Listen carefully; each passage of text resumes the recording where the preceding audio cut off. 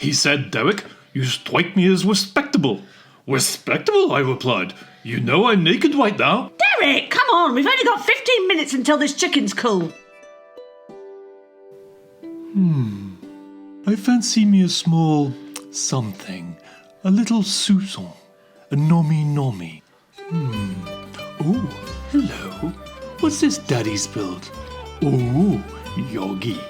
And what a super vintage. Oh, that's scrummy.